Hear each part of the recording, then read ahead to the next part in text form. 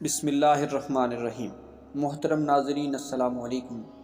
آج ہم بات کریں گے محمد الرسول اللہ صلی اللہ علیہ وسلم کی۔ ناظرین، ممکن ہے کہ انتہائی متاثر کن شخصیات کی فہرست میں حضرت محمد صلی اللہ علیہ وسلم کا شمار سب سے پہلے کرنے پر چند احباب کو حیرت ہو اور کچھ معترض بھی ہوں، لیکن یہ واحد تاریخی ہستی ہیں جو مذہبی اور دنیاوی دونوں محاذوں پر برابر طور پر کامیاب رہی۔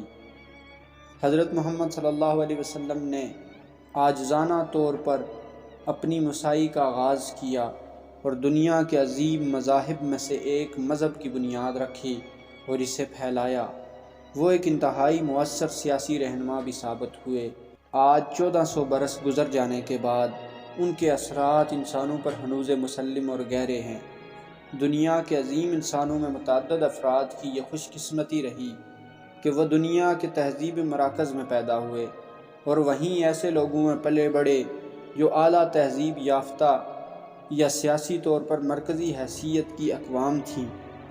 اس کے برعکس محمد صلی اللہ علیہ وسلم کی پیدائش جنوبی عرب میں مکہ شہر میں 570 عیسوی میں ہوئی۔ یہ تب کی بات ہے جب مکہ فنون اور علم کے مراکز سے بہت دور دنیا کا دقیانوسی گوشہ تھا۔ وہ 6 برس کے تھے جب ان کی والدہ کا انتقال ہوا۔ ان کی پرورش عام وضع پر ہوئی۔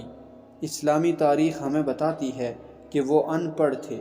25 برس کی عمر میں جب ان کی شادی ایک اہل ثروت عورت سے ہوئی تو ان کی مالی حالت میں بہتری پیدا ہوئی۔ تاہم 40 برس کی عمر تک پہنچتے پہنچتے لوگوں میں ان کا ایک غیر معمولی انسان ہونے کا تاثر قائم ہو چکا تھا۔ تب زیادہ تر عرب اصنام پرست تھے۔ وہ متعدد دیوتاؤں پر ایمان رکھتے تھے۔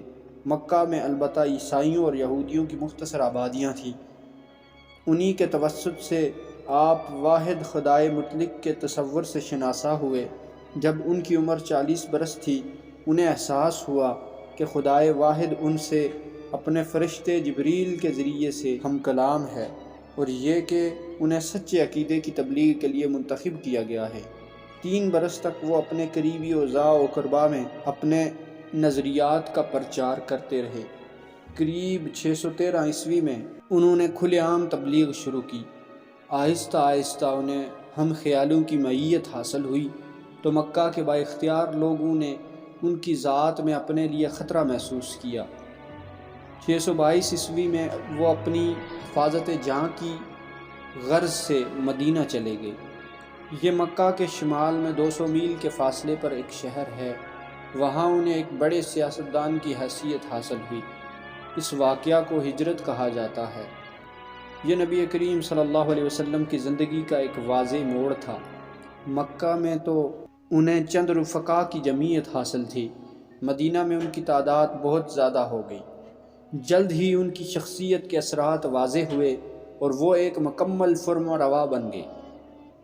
اگلے چند برسوں میں ان کے پیروکاروں میں تیزی سے اضافہ ہوا اور مدینہ و مکہ کے بیچ چند جنگیں لڑی گئیں، جن کا اختتام 630 عیسوی میں آپ کی فتح مندی اور مکہ میں بطور فاتح واپسی پر ہوا۔ اگلے 2.5 برسوں میں عرب قبائل مسرت سے اس نئے مذہب میں داخل ہوئے۔ 632 عیسوی میں آپ کا انتقال ہوا تو آپ جنوبی جزیرہ ہائے عرب کے مؤثر ترین حکمران بن چکے تھے۔ عرب کے بدو قبائل تند خو جنگجوؤں کی حیثیت سے جانے جاتے تھے، لیکن وہ تعداد میں کم تھے۔ شمالی زرعی علاقوں میں آباد وسیع بادشاہتوں کی افواج کے ساتھ ان کی کوئی برابری نہیں تھی۔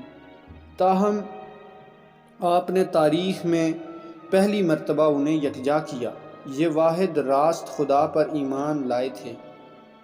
ان مختصر عرب فوجوں نے انسانی تاریخ میں فتوحات کا ایک حیران کن سلسلہ قائم کیا۔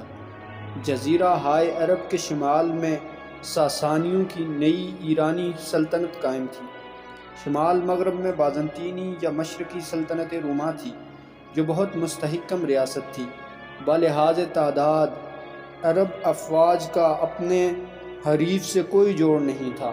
تاہم میدان جنگ میں معاملہ مختلف تھا، لیکن ان سلطنتوں پر ان عرب فوجوں نے پرجوش حملے کیے اور بڑی تیزی سے میسوپوٹیما، شام اور فلسطین فتح کیے 642 عیسوی میں مصر کو بازنطینی تسلط سے آزاد کروایا، جبکہ 637 میں جنگ قادسیہ اور 642 میں نہاوند کی جنگ میں ایرانی فوجوں کو تخت و تاراج کیا۔ تاہم نبی اکرم صلی اللہ علیہ وسلم کے جانشین اور قریبی صحابہ ابو بکر اور عمر بن خطاب کی قیادت میں ہونے والی ان عظیم فتوحات پر ہی مسلمانوں نے اکتفا نہ کیا، بلکہ 711 عیسوی تک عرب فوجیں شمالی افریقہ کے پار بحر اوقیانوس تک اپنی فتوحات کے جھنڈے گاڑ چکی تھیں۔ پھر وہ شمال کی طرف مڑے اور آبنائے جبر الالٹر کو عبور کر کے اسپین میں ویسی گوتھک حکومت پر قبضہ کیا۔ ایک دور میں تو یوں معلوم ہوتا تھا کہ مسلمان تمام مسیحی یورپ پر قابض ہو جائیں گے۔ جہاں ان افواج نے فتوحات حاصل کی، وہاں بڑے پیمانے پر لوگ اس نئے عقیدے کی جانب مائل ہوئے۔ حضرت محمد صلی اللہ علیہ وسلم نہ صرف اسلام کی تعلیمات کی تشکیل میں فعال تھے، بلکہ اس کے بنیادی اخلاقی ضوابط بھی بیان کیے۔ علاوہ ازیں انہوں نے اسلام کے فروغ کے لیے بھی مساعی کی اور اس کی مذہبی عبادات کی بھی توضیح کی، اور تاریخ انسانی میں ان سے مماثل ایک مثال 13ویں صدی عیسوی میں ہونے والی منگولوں کی فتوحات میں، جو بنیادی طور پر چنگیز خان کے زیر اثر ہوئیں۔ یہ فتوحات عربوں سے کہیں زیادہ وسیع و عریض ہونے کے باوجود ہرگز پائیدار نہیں تھی۔ آج منگولوں کے قبضہ میں صرف وہی علاقے ہیں جو چنگیز کے دور میں ان کے تسلط میں تھے۔ ہم جانتے ہیں کہ 7ویں صدی عیسوی میں عرب فتوحات کے انسانی تاریخ پر اثرات ہنوز مسلم ہیں۔ یہ دینی اور دنیاوی اثرات کا ایسا بے نظیر اشتراک ہے جو میرے خیال میں حضرت محمد صلی اللہ علیہ وسلم کو انسانی تاریخ میں سب سے زیادہ متاثر کن شخصیت کا درجہ دینے کا جواز بنتا ہے۔ اللہ کریم ہم سب کو حضور نبی کریم صلی اللہ علیہ وسلم کے نقش قدم پر چلنے کی توفیق عطا فرمائے، آمین۔ امید ہے آپ کو ہماری ویڈیو پسند آئی ہوگی۔ اگلی ویڈیو تک دیجیے اجازت۔ اللہ حافظ۔